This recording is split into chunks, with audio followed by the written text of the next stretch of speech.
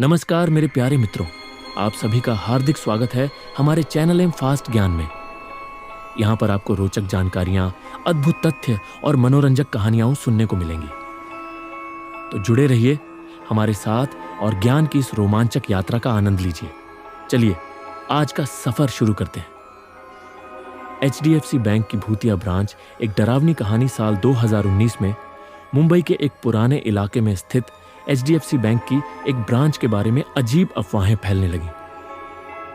लोगों का कहना था कि बैंक में देर रात अजीब आवाजें आती थी, कंप्यूटर अपने आप चालू हो जाते थे और कई बार CCTV कैमरों में कोई अनजान छाया दिखती थी। लेकिन बैंक स्टाफ ने इसे अफवाह समझकर नजरअंदाज कर दिया। एक खौफनाक रात, एक दिन बैंक के एक सिक्योरिटी गार्ड रवि की नाइट ड्यूटी लगी।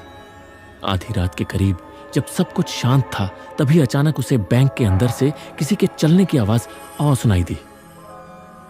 वह डरते डरते अंदर गया, लेकिन वहां कोई नहीं था। उसने कैमरों की फुटेज चेक की तो उसने देखा कि एक चेयर अपने आप हिल रही थी। डर के मारे उसने मैनेजर को फोन किया, लेकिन मैनेजर ने इसे हवा का झोंका समझकर नजरअंदाज कर दिया। रवि ने जैसे तैसे रात बिताई, लेकिन अगले ही दिन उसने नौकरी छोड़ दी। सीक्रेट लॉकर की रहस्यमयी दस्तक। कुछ दिनों बाद बैंक के लॉकर रूम में काम करने वाले एक अधिकारी ने शिकायत की कि लॉकर रूम के अंदर से किसी के दरवाजा खटखटाने की आवाज आती है। जब दरवाजा खोला जाता तो वहां कोई नहीं होता। धीरे धीरे बैंक के कई कर्मचारियों ने अजीब घटनाओं की शिकायत करनी शुरू कर दी।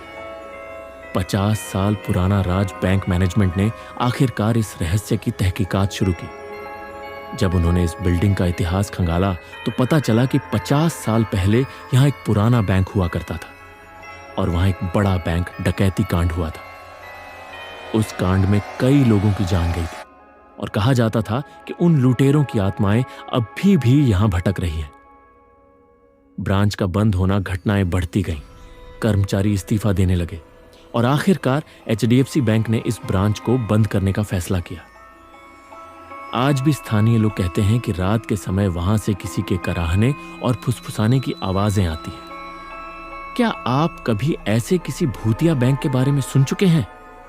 HDFC बैंक की मुंबई वाली ब्रांच को बंद कर दिया गया था, लेकिन कुछ महीनों बाद बैंक मैनेजमेंट ने इसे दोबारा खोलने का फैसला किया। नए स्टाफ को हायर किया गया और ब्रांच को फिर से सजाया गया। लेकिन एक चीज वैसी की वैसी थी, लॉकर नंबर 313। रात की शिफ्ट में काम कर रहे बैंक कर्मचारी अमन ने पहली बार लॉकर नंबर 313 को नोटिस किया। यह लॉकर हमेशा ठंडा रहता था, जबकि बाकी लॉकर सामान्य थे। एक रात जब अमन अकेला था, उसने लॉकर रूम में किसी के चलने की आहट सुनी। जैसे ही उसने चारों ओर देखा, उसे लॉकर 313 पर हल्की हल्की दस्तक सुनाई देने लगी। अमन डर गया, लेकिन हिम्मत करके उसने दरवाजा खोला।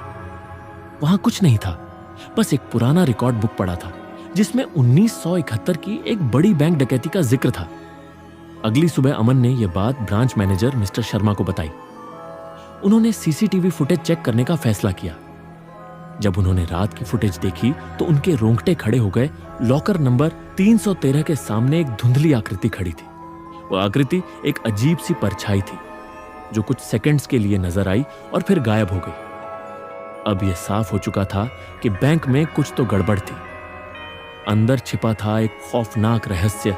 HDFC बैंक के हेड ऑफिस को जब इस घटना की जानकारी मिली तो उन्होंने लॉकर 313 को खोलने का आदेश दिया। जब स्पेशल टीम ने यह लॉकर खोला तो अंदर एक पुराना ब्लैक एंड व्हाइट फोटो रखा था। उस फोटो में 4 लोग थे और फोटो के पीछे लिखा था, हम लौट कर आएंगे। यह बैंक हमारा है। जांच करने पर पता चला कि ये वही 4 डकैत थे जो 1971 की बैंक डकैती में मारे गए थे। ब्रांच का स्थायी रूप से बंद होना। इस घटना के बाद बैंक मैनेजमेंट ने ब्रांच को हमेशा के लिए बंद करने का फैसला किया। लेकिन आज भी जो लोग उस इमारत के पास से गुजरते हैं कहते हैं कि रात के समय बैंक के अंदर हल्की रोशनी जलती बुझती रहती है और कभी-कभी लॉकर 313 के पास से फुसफुसाने की आवाजें आती है। क्या वो चारों लुटेरे अपनी अधूरी डकैती पूरी करने लौटे थे अगले एपिसोड में? क्या सच में कोई आत्मा बैंक में मौजूद थी या यह किसी गहरे राज का हिस्सा था? HDFC बैंक की वह ब्रांच बंद कर दी गई थी, लेकिन उसके आसपास रहने वाले लोगों का कहना था कि रात के समय वहां रोशनी जलती बुझती रहती थी और कभी कभी सीसीटीवी कैमरों में अजीब आकृतियां नजर आती थी। लेकिन असली डरावनी घटना तब हुई जब एक रात 2 चोर उस बंद बैंक में घुस गए। चोरों की खौफनाक गलती, रात के 1:30 पर 2 पेशेवर चोर रवि और सलीम बंद बैंक में चोरी करने के लिए घुसे। उन्होंने सुना था कि बैंक में अभी भी कुछ अनक्लेम्ड लॉकर मौजूद है जिनमें लाखों रुपए हो सकते हैं। बैंक में घुसते ही उन्हें अजीब सी ठंडक महसूस हुई। चारों ओर धूल और अंधेरा था, लेकिन उनका ध्यान सिर्फ पैसे पर था। रवि ने फौरन लॉकर रूम का ताला तोड़ दिया और दोनों अंदर घुस गए। जैसे ही उन्होंने लॉकर 313 की ओर कदम बढ़ाया, अचानक बैंक का अलार्म अपने आप बजने लगा। लेकिन सबसे ज्यादा डरावनी बात यह थी कि बैंक का अलार्म सिस्टम महीनों से बंद पड़ा था। छायाएं और चीखें, अलार्म की आवाज से घबराकर रवि और सलीम भागने लगे। लेकिन तभी उन्हें बैंक के काउंटर के पीछे 4 धुंधली आकृतियां खड़ी दिखी। वे धीरे धीरे उनकी ओर बढ़ रही थी। उनके कानों में एक धीमी और डरावनी आवाज गूंजने लगी। तुम यहां क्या कर रहे हो? ये बैंक हमारा है। रवि ने टॉर्च जलाकर सामने देखा, लेकिन वहां कोई नहीं था। अचानक उसके साथी सलीम ने चीख मारकर दरवाजे की ओर दौड़ लगा दी, लेकिन जैसे ही उसने बैंक का मुख्य दरवाजा खोला, दरवाजा अपने आप जोर से बंद हो गया। अब दोनों फंस चुके थे। रवि ने किसी तरह अपनी हिम्मत जुटाई और बैंक के बैक डोर की ओर दौड़ा। लेकिन जैसे ही वह लॉकर रूम के पास से गुजरा, उसने देखा कि लॉकर 313 का दरवाजा अपने आप खुल गया था। अंदर एक पुरानी नोटों से भरी तिजोरी रखी थी। रवि ने जैसे ही हाथ बढ़ाया, उसके कानों में फिर वही आवाज गूंजने लगी, तुम इसे छू नहीं सकते, यह हमारा है। अचानक बैंक का पूरा बिजली सिस्टम चालू हो गया और सामने रखे कंप्यूटर अपने आप ऑन हो गए। स्क्रीन पर सिर्फ एक ही मैसेज था, भाग जाओ वरना हमेशा के लिए यहीं रह जाओगे। भाग निकलने की कोशिश रवि और सलीम ने हिम्मत करके दरवाजे की ओर दौड़ लगाई।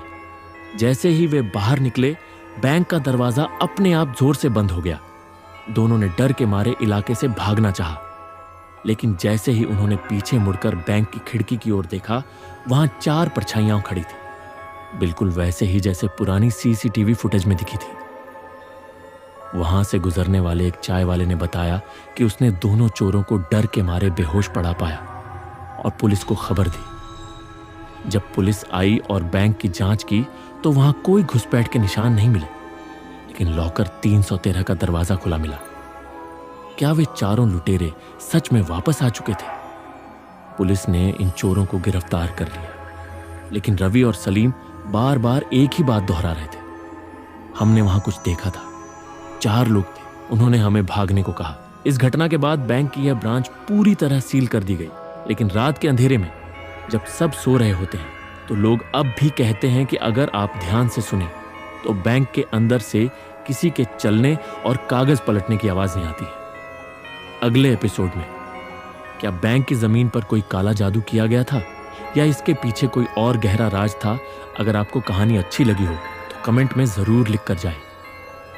हमारे चैनल एम फास्ट ज्ञान पर आपकी राय और सुझाव हमें बहुत महत्वपूर्ण है।